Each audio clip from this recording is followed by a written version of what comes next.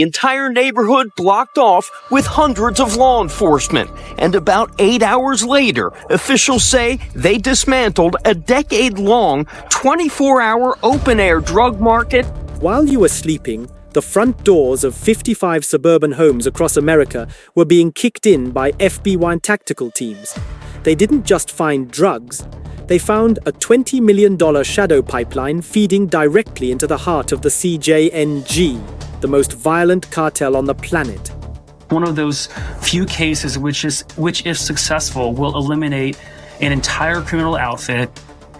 It will clean and cleanse a whole neighborhood and will virtually eradicate a violent drug trafficking organization root and stem. This wasn't a routine bust. It was the beginning of a total war for the American streets. In the early hours before sunrise, while most of the country was still asleep, federal tactical units were moving silently into position. This wasn't just one house or one city. We're talking about coordinated strikes on cartel stash houses spanning multiple states. By the time the sun came up, 55 individuals were in zip ties, and what authorities are calling a $20 million cocaine pipeline had been completely severed. Now look, we see drug busts on the news all the time, right? But this was different. This operation, led by the FBI with heavy support from the DEA, wasn't some routine narcotics sweep. It was a surgical strike against a specific, terrifying architecture of crime. Today, we're breaking down exactly how this operation unfolded. We're looking at the networks targeted, the staggering scale of this drug siege, and what this actually means for the future of Mexican cartel influence right here in the United States.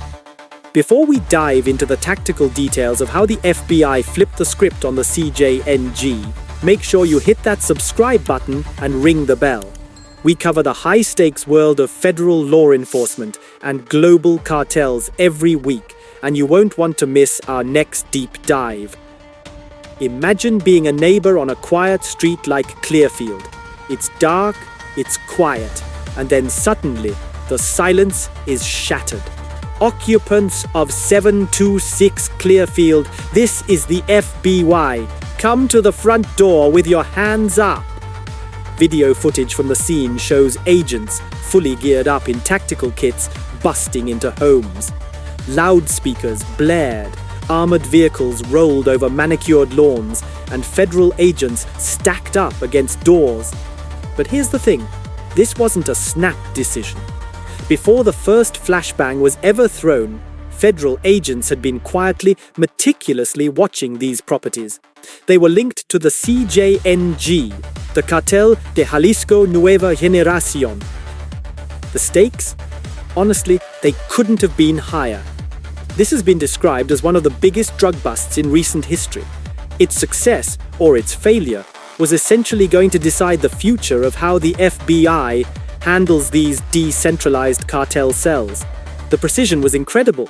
Entire neighborhoods were blocked off by hundreds of law enforcement officers. 8 hours later, a decade-long, 24-hour open-air drug market was dismantled. Just like that. By daybreak, 55 alleged dealers and coordinators were headed to processing. But it's the sheer volume of what they found that's truly staggering. We're talking about a street value reaching into the tens of millions, roughly $20 million once the product was cut and distributed. FBI Director Kash Patel was clear about the mission. This is exactly how you safeguard American lives. You go after the organizations that are inflicting pain across America. This particular indictment targeted the Wyatt Street drug gang, a local arm that served as a massive artery for the cartel. How did they catch them? It wasn't luck.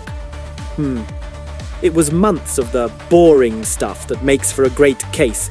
Constant surveillance, controlled buys where undercover agents actually purchased the product, GPS tracking on vehicles, and, most importantly, intercepting encrypted phone calls. They mapped out every single stash house and every warehouse drop point.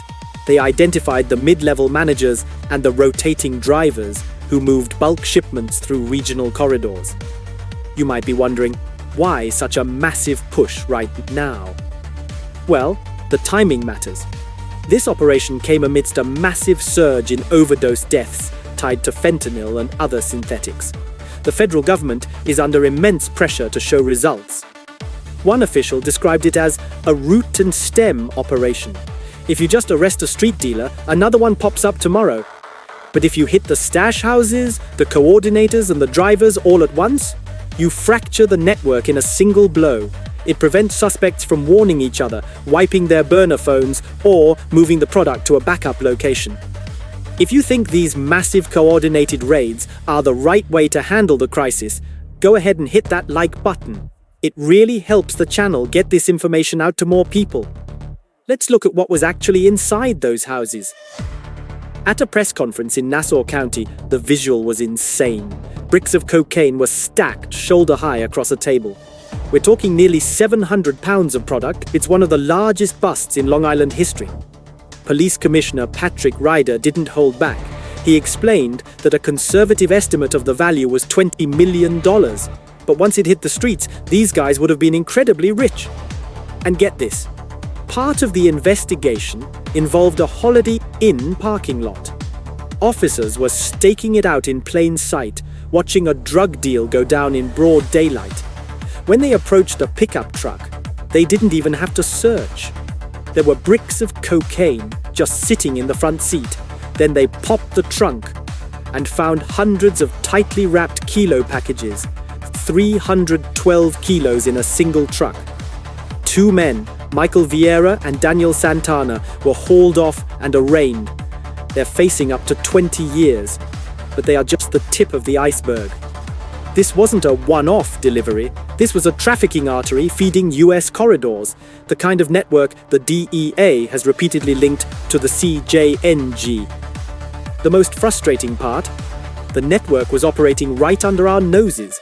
Investigators say they watched how the cartel laundered money back to Mexico by setting up front businesses, even cell phone stores. Now, some critics say the feds were too slow. They ask, how did this go on for a decade? But what they don't realize is that a bust this big, one that actually holds up in court, takes years of wiretaps and undercover work. You don't want to just chip away at the edges. You want the whole shipment intact. But here's an uncomfortable reality we have to talk about. When you see 687 pounds on a table, it usually means hundreds, maybe thousands more pounds have already moved through that same pipe. Shutting down one pipeline doesn't stop the flow, it just reroutes it. The question is, where to next? The FBI is now using what they call war technologies. We're talking drones, advanced signals intelligence, the works. And they're targeting something very specific, a structured distribution arm of the CJNG on US soil. You see, the CJNG doesn't operate like the old-school cartels you see in movies. There's no kingpin sitting on a street corner in a flashy car. Instead, they use a decentralized shell model. They recruit local Americans to handle the storage and transport. These small, semi-independent crews are embedded in our cities. This allows the CJNG, led by the fugitive El Mencho, Nemesio Oseguera Cervantes, to expand aggressively while keeping the leadership safe in Mexico.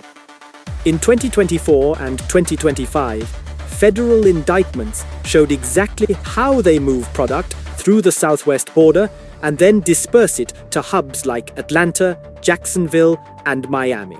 It's a corporate-style logistics chain. One of the wildest details from this investigation was how law enforcement got down and dirty. They actually created fake cell phone stores. The cartel members thought they were using secure private communication lines. But in reality, the FBI was the one providing the phones and the service. They took the cartel's money, helped them communicate, and recorded every single word. And it's not just drugs. These cells are moving high-powered firearms back across the border. It's a two-way street of destruction. Drugs come north, guns and cash go south. It's pretty wild to think the FBI was basically running the cartel's tech support, isn't it? If you're enjoying this breakdown of the investigation, definitely leave a like on the video. It tells the algorithm to keep supporting true crime reporting like this. Assistant Special Agent in Charge Brian Osden pointed out that the goal isn't just to put people in handcuffs for a few days. It's to build cases that cut to the capability of the criminal enterprise. But there's a lingering question. Does arresting 55 people, mostly mid-level distributors and runners, actually hurt the CJNG? Or is it just the cost of doing business for them? Some worry that these 55 people are just a layer of insulation, protected by the fact that the upstream suppliers stay overseas. However, the FBI is betting that these arrests will lead them further up the chain. They're looking for the links that lead to the shadow bosses, and the scale is increasing. In a separate 5-day surge recently, the DEA mobilized 23 field divisions and teams across 7 foreign regions. That operation ended with 670 people in custody. The numbers from that one surge are almost hard to wrap your head around. 92 kilos of fentanyl powder, 1.1 million fake pills, 6 tons of meth, and 23 tons of cocaine. That is a massive amount of operational oxygen taken away from the cartels. Things are escalating on the other side of the border, too. We've seen reports of chaotic retaliation after Mexican special forces targeted the top leadership. The death of key figures like Nemesio Oseguera Cervantes or El Mencho has sparked immediate, violent pushback from the cartel. The strategy now is decisive strikes. Hit them at the head, hit them at the pockets, and hit them at the distribution cells. Whether this posture can be sustained is what will determine if this is a turning point or just a temporary disruption in an ecosystem that is famous for its ability to regenerate. What this whole operation proves is simple. When federal agencies decide to move in force, the cartels feel it. They aren't as comfortable as they used to be. Law enforcement is stripping away the layers, the cash flow, the logistics, and the ground-level operators. No single raid is going to end the drug trade overnight, but the goal is to force these networks into survival mode until they eventually shatter. But I want to hear from you. Do you think these massive street-level raids are actually the best way to stop the cartels, or should the focus be entirely on the border and international leadership? Scroll down and let me know your thoughts in the comments. I try to read as many as I can. Don't forget to subscribe for more updates from the front lines of this ongoing conflict. Thanks for watching, and I'll see you in the next one.